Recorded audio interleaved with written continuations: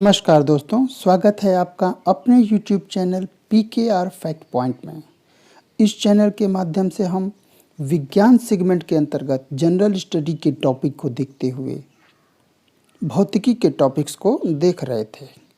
इस चैनल के माध्यम से आपको विभिन्न प्रकार से परीक्षोपयोगी जानकारियाँ और अन्य भी आपकी जानकारियों को इंक्रीज करने वाली चीज़ें प्रस्तुत की जाती हैं। इसी क्रम में अपने विज्ञान सेगमेंट के अंतर्गत पिछले कुछ वीडियोस में हमने देखा था ऊष्मा और इससे रिलेटेड कुछ महत्वपूर्ण फैक्ट और कॉन्सेप्ट। अपने वीडियो के इस सेगमेंट में हम देखेंगे ऊष्मा के स्थानांतरण से संबंधित तथ्यों को। मित्रों, वास्तव में ऊष्मा का स्थानांतरण क्या है? तो ऊष्मा जो है जब एक स्थान से दूसरे स्थान तक स्थानांतरित होती है या पहुंच जाती है तो इसी को हम ऊष्मा का स्थानांतरण कहते हैं। ऊष्मा स्थानांतरण की जो प्रचलित विधियां हैं वो 3 प्रकार की हैं। पहली विधि है कंडक्शन अर्थात चालन, कंडक्शन, और दूसरी है विधि संवहन, कन्वेक्शन, और तीसरी विधि है रेडिएशन यानी कि विकिरण विधि। अब इनका हम एक एक करके अध्ययन करेंगे। जब हम चालन विधि का अध्ययन करते हैं तो एक चीज़ ये समझ लीजिए कि जो चालन विधि होती है यह ठोसों में ही होती है, केवल ठोस पदार्थों में होती है। इसमें जो होता है ये कणों का स्थान नहीं बदलता बल्कि समीपवर्ती कणों से ये प्रवाहित होती है। उदाहरण के लिए मान लीजिए कि ये एक ऊष्मा का परिसर है तो ये विभिन्न प्रकार के कणों से मिलकर बना होगा। इसमें ऐसा नहीं है कि ये कण अगर गर्म हुआ तो फिर यहाँ चला जाएगा, ऐसा नहीं होता है।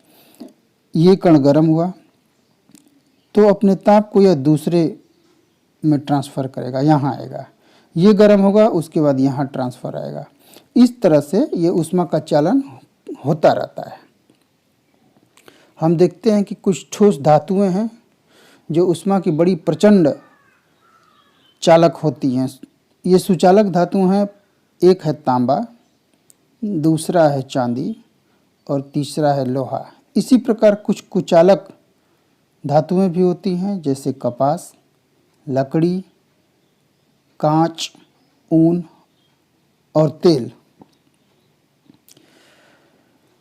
तांबा, चांदी, लोहा, इन वस्तुओं में हम अक्सर देखते हैं कि जिन तारों का हम यूज करते हैं वो तार जो होते हैं वो तांबे के बने होते हैं। लेकिन एक चीज़ समझ लीजिए कि ऊष्मा का जो सबसे प्रचंड चालक है वह चांदी है। चांदी का प्रयोग आमतौर पर हम इसलिए नहीं कर पाते हैं क्योंकि यह बहुत महंगी होती है, इसलिए उसके विकल्प में रूप में हम तांबे का उपयोग करते हैं। अब आगे बढ़ते हैं और देखते हैं संवहन यानी कि कन्वेक्शन। ये क्या है? कन्वेक्शन के अंतर्गत कणों के स्थानांतरण द्वारा कणों का स्थानांतरण होता है, ऊष्मा का प्रसार होता है। कणों के स्थानांतरण द्वारा ऊष्मा का प्रसार होता है। उदाहरण के तौर पे मान लीजिए ये एक पात्र रखा हुआ है और नीचे से अग्नि जलाई जाती है। तो जब नीचे के ये कण जो हैं, ये नीचे के कण जब गर्म होंगे तो ये हल्के हो जाते हैं और हल्के होकर ये ऊपर उठ जाते हैं। निश्चित रूप से जो ये भारी हुआ तत्व है वह तब नीचे आ जाता है और तब यह गर्म होता है। तब फिर जब ये गर्म हो जाता है तो ये भी हल्का होकर ऊपर उठ जाता है। इस प्रकार से यह सिलसिला बरकरार रहता है और इस प्रकार से कणों में ऊष्मा का स्थानांतरण होता रहता है। गौर करिएगा कि संवहन जो होती है वह गैस और द्रव्य में होती है। गैस और द्रव में संवहन के द्वारा ऊष्मा का स्थानांतरण होता है। यहाँ सर्वाधिक ऊष्मा की हानि होती है। किसमें? संवहन में, कन्वेक्शन में। वायुमंडल इसी के माध्यम से गर्म होता है। वायुमंडल जब इसी के माध्यम से गर्म होता है तो गर्म हवा ऊपर उठती है। वही हवा ऊपर उठकर जब संघनन कर लेती है तो वर्षा के रूप में नीचे गिरती है।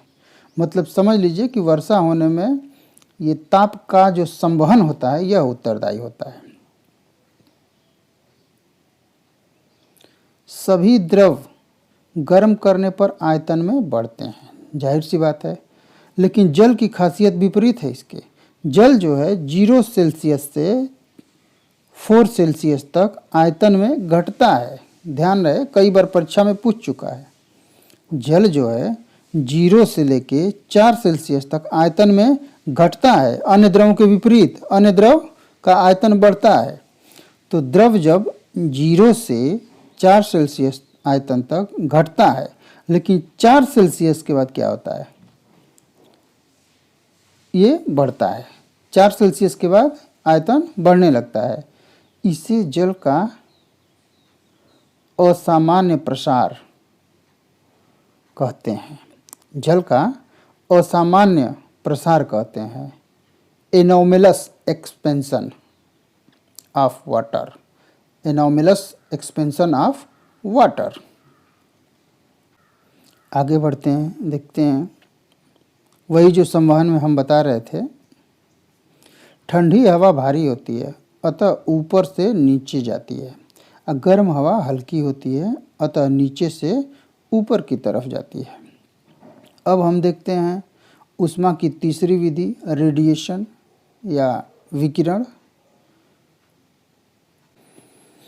विकिरण के अंतर्गत जो सूर्य से निकलने वाली ऊष्मा है वह धरती की तरफ आती है। इसके लिए किसी माध्यम की ज़रूरत नहीं होती है और यह सतह जो है, पृथ्वी की सतह, इस विकिरण के माध्यम से अपने आप गर्म होती है। इसमें प्रकाश का संचरण होता है और इस प्रकाश के साथ साथ ही धरती के तापमान में वृद्धि होती है। अब हम देखते हैं कुछ तथ्यों के बारे में जो परीक्षाओं में पूछे गए हैं। जैसे जो काली सतह होती है वह ऊष्मा को अधिक मात्रा में अवशोषित करती है। इसीलिए कहा जाता है कि गर्मी के दिनों में काला कपड़ा नहीं पहनना चाहिए, क्योंकि वह ऊष्मा का अवशोषण करता है, जिससे बहुत गर्मी होती है। दूसरे, उत्सर्जित विकिरण की मात्रा जो पृथ्वी की सतह होती है उसके क्षेत्रफल के समानुपाती होती है। मतलब कि विकिरण की मात्रा क्षेत्रफल के समानुपाती होती है। धूप में रखी लकड़ी की बेंच लोहे की बेंच की अपेक्षा शीघ्र गर्म नहीं होती है। मतलब कहने का आशय है कि अगर लकड़ी की बेंच रखी हुई है और लोहे की बेंच रखी हुई है तो लोहे की बेंच शीघ्र गर्म हो जाती है। इसका कारण यह है कि लकड़ी ऊष्मा की कुचालक होती है, अतः वह देर से गर्म होती है। इसी प्रकार बादल छाए रहने पर मौसम गर्म होता है, क्योंकि जब बादल छा जाते हैं तो जो पृथ्वी के वायुमंडल में जो ऊष्मा होती है वह बाहर नहीं निकल पाती है, जिस कारण मौसम गर्म होता है। शाम को बाहरी ताप जब कम हो जाता है उसके बावजूद भी कमरे के अंदर का ताप अधिक रहता है। इसका भी कारण वही है कि बाहर का ताप ठंडा हो जाता है, लेकिन अंदर जो है वो जो ऊष्मा बनी रहती है।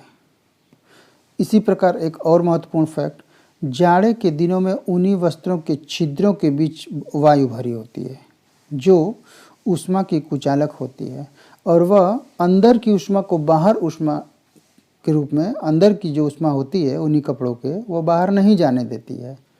इस कारण से ऊनी कपड़ों को जाड़े में प्रीफर किया जाता है। आगे बढ़ते हैं, देखते हैं विशिष्ट ऊष्मा बहुत महत्वपूर्ण है। स्पेसिफिक हीट क्या होती है? ध्यान से देखिए इस परिभाषा को।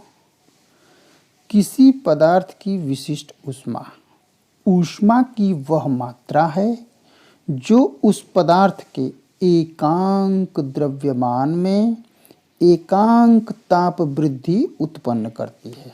फिर से देख लीजिए, किसी पदार्थ की विशिष्ट ऊष्मा ऊष्मा की वह मात्रा है जो उस पदार्थ के एकांक द्रव्यमान में एकांक ताप वृद्धि उत्पन्न करती है। इसे प्रायः C के माध्यम से डिनोट किया जाता है। विशिष्ट ऊष्मा का SI मात्रक होता है जूल किलोग्राम की घात -1 केल्विन की घात -1। ठीक है, पुनः आगे बढ़ते हैं और देखते हैं कि ऊष्मा के संदर्भ में न्यूटन का शीतलन का नियम क्या कहता है। शीतलन का नियम न्यूटन्स लॉ ऑफ कूलिंग, ये शीतलन का नियम है, न्यूटन ने दिया है, परीक्षा में पूछ चुका है मिलान करने वाले प्रश्नों में। कहते हैं कि अगर तापमान की समान दशा है, ऐसे में वस्तु के ठंडे होने की दर, कोई वस्तु समान तापमान की अवस्था में रखी गई है, मतलब उसका टेम्परेचर समान है, तो वस्तु के ठंडे होने की दर जो होती है उसके वस्तु के चारों ओर के माध्यम के तापांतर के अनुक्रमानुपाती होती है। कहने का आशय कि अतः जैसे जैसे वस्तु ठंडी होती जाती है उसके ठंडे होने की दर कम हो जाती है। जैसे जैसे वस्तु ठंडी होती जाती है उसके ठंडे होने की दर कम होती जाती है। अब हम देखते हैं प्रसिद्ध वैज्ञानिक किरचॉफ का नियम। किरचॉफ का नियम कुछ नहीं है, बस ये समझिए कि ये कहते हैं कि अच्छे अवशोषक जो होते हैं वही अच्छे उत्सर्जक होते हैं। कहने का मतलब ये है कि जो अच्छी तरह से ऊष्मा को अवशोषित कर सकता है वही उतनी ही अच्छाई से ऊष्मा को उत्सर्जित भी करता है। कहने का आशय यह है, उदाहरण के माध्यम से समझिए कि ये एक कमरा है, ठीक, कमरे को अंधेरे से ढक दिया गया है। ऐसे में मान लीजिए उसमें तापमान समान है, तो उसमें दो वस्तुएं रखी हैं, एक काली है दूसरी वस्तु सफ़ेद है। ऐसे में काली वस्तु की खासियत क्या है, ये ऊष्मा का बहुत तेज अवशोषण करती है। तो तेज अवशोषण करती है तो यह मान लीजिए कि यही वस्तु, कौन, काली वस्तु ही अधिक विकिरण उत्सर्जित करेगी, क्योंकि किरचॉफ कहते हैं कि अच्छा अवशोषक ही अच्छा उत्सर्जक होता है। ठीक है, स्टीफेंस का नियम देखते हैं। स्टीफेन कहते कि किसी वस्तु की उत्सर्जन क्षमता यानी कि ई, किसी वस्तु की उत्सर्जन क्षमता यानी कि ई उसके परम ताप यानी कि कैपिटल टी के चौथे घात के अनुक्रमानुपाती होती है।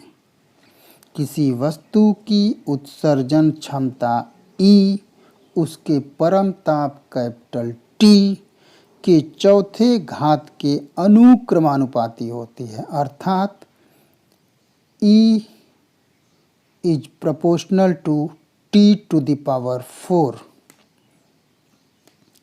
अब यहीं पे लिखा गया है ई प्रोपोर्शनल है टी की घात 4 के, यहाँ ये क्यू जो लिखा हुआ है ये एक नियतांक है।